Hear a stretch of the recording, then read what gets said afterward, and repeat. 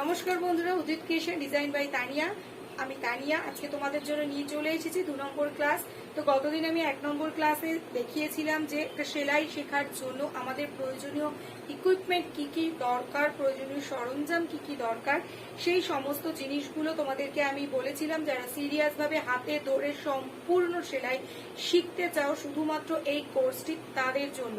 এটি কোনো advance class নয়, একদম প্রথম থেকে যারা সুতো নিয়ে কাঁচি ধরে সেলাই শিখতে চাও এই কোর্সটা শুধুমাত্র তাদের জন্য। তো আমি আশা করব যারা গতদিন এই ক্লাসটি দেখেছিলে ক্লাস 1, তারা নিশ্চয়ই খাতাতে ঠিক যেভাবে আমি বলেছিলাম সেইভাবে তোমরা ছবি এঁকে নিয়েছো বা সরঞ্জামগুলোকে অ্যারেঞ্জ করে নিয়েছো। তো আজকে তোমাদের যে বিষয়ে আমি দেখাবো সেটি হলো আমাদের সেলাইয়ের কাজ শিখতে গেলে এই যে ফিতেটা তোমরা দেখতে পাচ্ছ, টেলারিং মেজারমেন্ট ফিতে, এই ফিতেটা আমাদের অবশ্যই প্রয়োজন। যে এই ফিতেটাকে আমরা কিভাবে ব্যবহার করব। তো চলো সময় নষ্ট না করে আমরা একদম প্র্যাকটিক্যালি শুরু করে দিই এই ফিতের সম্পর্কে ডিটেলস জানা। তো সকলকে বলবো ভিডিওটি কেউ স্কিপ করো না, পুরো ভিডিওটি দেখো। আশা করি তোমাদের প্রত্যেকে এই 2 নম্বর ক্লাসের পরে উপকার পাবে অনেকটা, এবং কার কতটা উপকার হলো, কে কতটা বুঝলে, কে কোন জায়গায় বুঝলে না, কমেন্ট বক্সে কিন্তু প্লিজ জানাবে। এবং ভালো লাগলে কিন্তু অবশ্যই লাইক করো এবং শেয়ার করো, তোমাদের মতন অন্য যারাও বাড়িতে বসে শিখতে চায় তারাও যাতে শিখতে পারে। তো দেখো চলে এসেছি আজকে এই মেজারমেন্ট ফিতেটা নিয়ে। মেজারমেন্ট ফিতেটার কোন পাশ কিভাবে ব্যবহার করা হয় সেটা নিয়ে। তার আগে আমি যেটা বলবো যে সবাইকে আমি বলেছিলাম এরকম একটি খাতার ব্যবহার করতে। এই রকম খাতার মধ্যে এই ছবি আঁকার জায়গাটা এরকম করে একটি ফিতের ছবি তোমরা প্রত্যেকে পেন্সিল দিয়ে ড্রয়িং করে নেবে। এবং এই যে এখানে লেখার পেজ রয়েছে, এখানে হেডিং করবে how to read tailoring measurement tape বা ফিতের ব্যবহার। এইভাবে তোমরা হেডিং করবে এবং তারিখটা লিখে দেবে আজকের।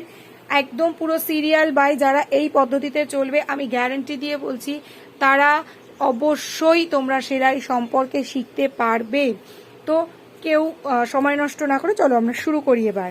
তো প্রথমেই দেখো ফিতে যেটি রয়েছে, এই যে এখানে তোমরা বড় দিকটা দেখতে পাচ্ছ, সাদা দিকটা 1 2 3 4 রয়েছে বড় বড় গ্যাপ দিয়ে, এই দিকটাকে বলা হয় ইঞ্চি। এবং এই যে এখানে দেখো দুটো আমি দাগ দিলাম, ধরো 5-এর ওপর এরকম দুটো দাগ দিলাম, এইটাকে ইন্ডিকেট করে হচ্ছে ইঞ্চি বলে। ইঞ্চি না লিখলেও আমরা যদি এই দাগটা দিই তাহলে সেটাকে ইন্ডিকেট করে ইঞ্চি বলে।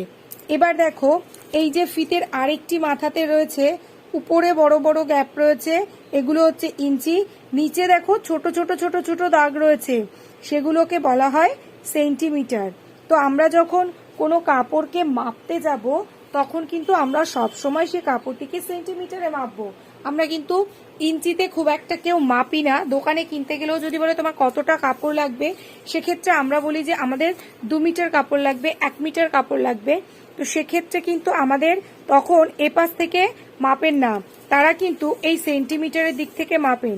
তো প্রথম থেকে কি লিখতে হবে যে টোটাল এই যে ফিতেটি আছে, এই ফিতের টেলারিং মেজারমেন্ট টেপ, এই টেপটাতে টোটাল কতটা লম্বা রয়েছে। তো এটা টোটাল লম্বা রয়েছে 60 ইঞ্চি।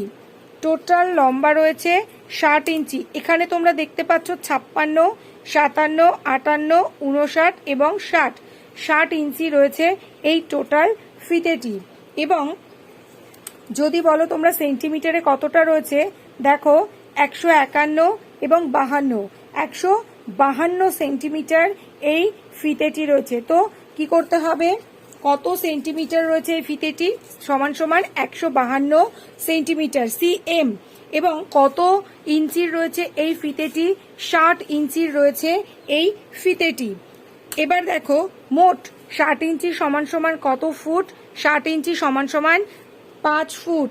দেখো 12 ইঞ্চি সমান সমান 1 ফুট এবং 60 ইঞ্চি সমান সমান মোট 5 ফুট। এবার 1 ইঞ্চি সমান সমান কত, দেখো 1 ইঞ্চি সমান সমান 2.5 সেন্টিমিটার।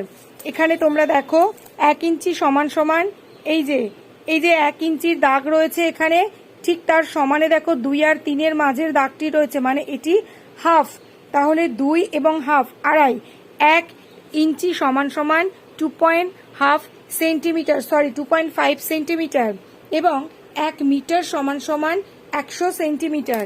আমরা 1 মিটার সমান সমান তাহলে কতটা নেব? এই যে এই ফিতেতে যেখানে 100 আসবে সেটাই হচ্ছে আমাদের 1 মিটার। এবার এই পর্যন্ত ভাঁজ করে আমরা 10 মিটার, 15 মিটার, 1000 মিটার এভাবে কাপড়টিকে বেছে নিতে পারি যে টোটাল আমাদের কত মিটার কাপড়ের প্রয়োজন। তো কাপড়ের যেটা পাড়ের দিক থাকে সেই দিক থেকেই আমরা সবসময় কাপড়টিকে মাপবো এবং সবসময় আমরা এইভাবে সেন্টিমিটারে 100 সেন্টিমিটার এলে সেটি 1 মিটার হবে। 100 সেন্টিমিটার সমান সমান 1 মিটার। এবার তোমরা এই ফিতে অনুযায়ী দেখো 100 সেন্টিমিটার সমান সমান কত ইঞ্চি? 100 সেন্টিমিটার সমান সমান 39.1 ইঞ্চি। 39.1 বা 39.1 ইঞ্চি। 39 বা 39.1 ইঞ্চি। তাহলে এবার দেখো এখানে একটি আমি ফিতের ছবি রেখেছি, তোমরা দেখতে পাচ্ছ এখানে আমি একটা ফিতের ছবি রেখেছি এবং আর যেটি বলার সেটা হচ্ছে 1 গজ সমান সমান কত? 1 গজ সমান সমান 36 ইঞ্চি। আমরা খুব একটা গজে ব্যবহার করি না, তবে অনেক জায়গাতেই রয়েছে যারা কিনা কাপড়কে গজ হিসাবে ব্যবহার করে যে আমার একটা জামা করতে কত গজ কাপড় লাগবে। তো 1 গজ সমান সমান 36 ইঞ্চি, যেটাকে আমরা সিঙ্গেল বহর কাপড় বলি। বাজারে গিয়ে যদি তোমরা বলো যে আমার 1 গজ বহরের কাপড় চাই, সেখানে কিন্তু তার বহর তোমাকে 36 ইঞ্চি দেবে। এবং তোমরা যদি বলো আমাকে 1.5 গজ বহরের কাপড় চাই, সেটা কিন্তু আমরা বলি ডবল বহর বা 44 বা 46 ইঞ্চি এর মধ্যেই থাকে। এটা হচ্ছে 2 গজ বহর কাপড়। 2 গজ বহর মানে কিন্তু কখনোই 36x2 নয়। 2 গজ বহর কাপড় মানে এখানে 44 বা 36x2 হবে 2 গজ বহর কাপড়। কিন্তু যখন আমরা সেটাকে বড় বহর বলবো বা ডবল বহর বলবো তখন কিন্তু সেটা 44 ইঞ্চি বা 46 ইঞ্চিতে হবে, যেটা কিনা বড় বহরের হবে। তো সাধারণত আমরা বাজারে 36 ইঞ্চি বহর এবং 44 ইঞ্চি বহর এই দুটো বহরের কাপড়ই বেশি পেয়ে থাকি। 60 ইঞ্চি বহরের কাপড় খুব একটা বাজারে অ্যাভেলেবেল নয়। তো ওটা ইন্ডাস্ট্রিয়াল কাজের ক্ষেত্রে সেখানে ব্যবহার হয় বা কভারের ক্ষেত্রে ব্যবহার হয়। তো এটা হলো আমাদের ফিতের মাপ। এবার আমরা এই যে এখানে দেখতে পাচ্ছ 3-8 লেখা বা 5 লেখা, এটার হিসাবটা কিভাবে? বা এই যে ফিতেটা আমাদের রয়েছে এই ফিতের এই যে 1 থেকে 2, 2 থেকে 3, এই যে আচ্ছা, তো টোটাল আমাদের এখান থেকে এই পর্যন্ত কটি দাগ আছে? টোটাল আমাদের 8টি দাগ আছে। তো এবার আমরা যখন এই পয়েন্টটি লিখবো, 3 পয়েন্ট এই 2 দাগে আসলো, এটাকে আমরা সুত হিসাবেও বলি, 1 সুত, 2 সুত, 3 সুত, 4 সুত এই হিসাবেও বলি। আবার যদি আমরা লিখি তাহলে আমরা 0.1, 0.2, 0.3, 0.4, 0.5, 0.6, 0.7 তারপরে গিয়ে 4 বা 8। এছাড়া আমরা কিভাবে লিখতে পারি দেখো, 3-এর পরে এটা কত আছে? 1, তাই তো?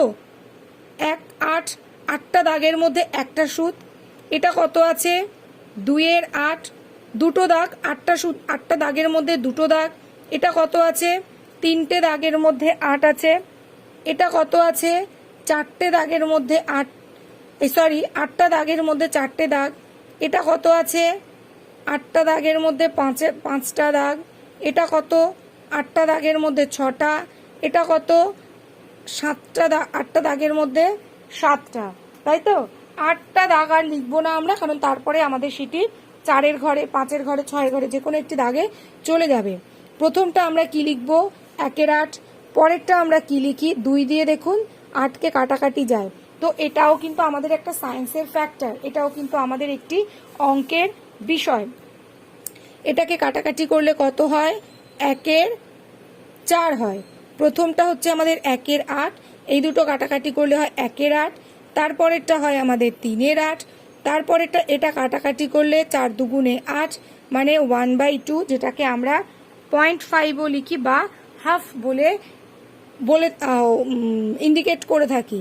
তারপরেরটা হচ্ছে 5-এর 8। তারপরেরটা কিন্তু আমরা লিখি 6-এর 8। 6-এর 8 মানে কি? 3 দুগুণে 6, 2 দিয়ে কাটলে 3 দুগুণে 6, 4 দুগুণে 8। তো আমরা এটাকে লিখব 3-এর 4। বোঝা গেল? যখন আমরা লিখতে পারি এটাকে, তখন আমরা এই 3 সুত পর্যন্ত লিখলে আমরা কিন্তু লিখতে পারি যে 3 ইঞ্চি, এত সরি 3.3 8 ইঞ্চি, এটা আমরা এখানে লিখতে পারি। বোঝা গেল যে এই যে ফিতেটা রয়েছে, এই ফিতে সম্পর্কে আমি আজকে এই বিস্তারিত বললাম। আমি প্রত্যেকের কাছে আশা করব প্রত্যেকে তোমরা খাতা পেন নিয়ে, আশা করি আমি তোমরা পুরো খাতাটা আমার দেখতে পাচ্ছ, অ্যাজ ইট ইজ তোমরা এইভাবে কিন্তু খাতাতে পুরোটা তুলে নেবে। এটাতে কিন্তু তোমাদেরই শেখার সুবিধে হবে এবং পরপর সিরিয়াল অনুযায়ী খাতায় তোমরা এরকমভাবেই করে যাবে। ঠিক আছে, ভিডিওটি যদি ভালো লেগে থাকে তাহলে অবশ্যই লাইক করো এবং অন্যকে দেখার সুযোগ করে দিও। যারা তোমাদের মতন অনেকেই আছে যারা বাড়ি থেকে বেরোতে পারে না, বাড়িতে বসে তারা কিছু একটা শিখতে চায়, তো রিকোয়েস্ট করব তাদের জন্য তোমরা একটু প্লিজ শেয়ার করে দাও, অ্যাটলিস্ট তারা যাতে শিখতে পারে। তো আজকের ভিডিওটা এখানেই শেষ করছি। সবাই ভালো থেকো, টাটা।